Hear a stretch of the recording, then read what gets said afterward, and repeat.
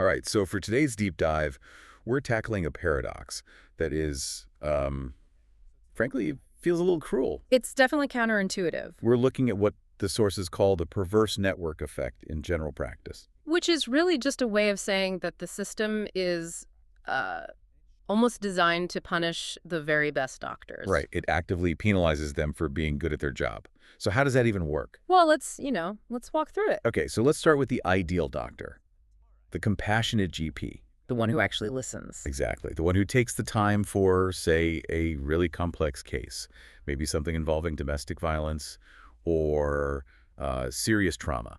A situation that needs more than just a quick prescription. It needs empathy. It needs time. And this is where the reputation starts to build. It is. That patient leaves, and they tell someone else with a similarly difficult situation, you have to go see my doctor. They actually listen.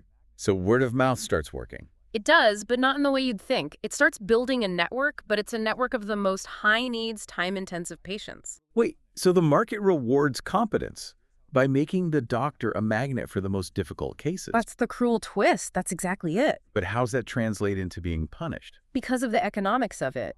General practice often works on fixed billing for, a very fixed time slot. 15 minutes, maybe? Right. And if you're spending 45 minutes on one complex patient, you're not seeing 2 or 3 other patients in that time. You're losing volume. So you're literally being punished for your own competence. That's what the source material says. The better you are at handling real human complexity, the faster your practice becomes financially unsustainable. Wow.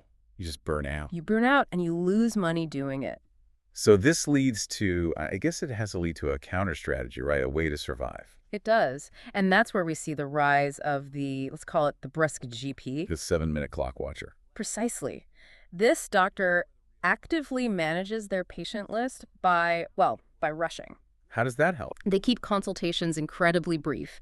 They steer clear of any complex social issues that might take more than a few minutes to unpack. So they're effectively filtering out the high needs patients. Yes. They develop a reputation for being fast, maybe a bit cold, but efficient.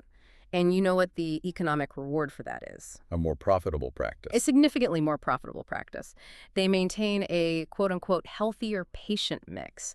Healthier meaning simpler, faster cases. So the system is actively driving out the exact physicians we need most, the ones who can handle complexity. It's a structure that rewards rushing and actively punishes depth of care. Okay, so when you zoom all the way out, what's the single stark truth this paradox shows us? I think the key takeaway is that the current structure guarantees that the GPs we desperately need, the ones skilled at managing these profound, complex human situations, are the very ones the system is designed to push out. That's a sobering thought. It is, and it leaves you, the listener, with a really big question, I think. What kind of fundamental change is necessary when your economic incentives are set up to actively oppose competence and really the basic necessity of compassionate care?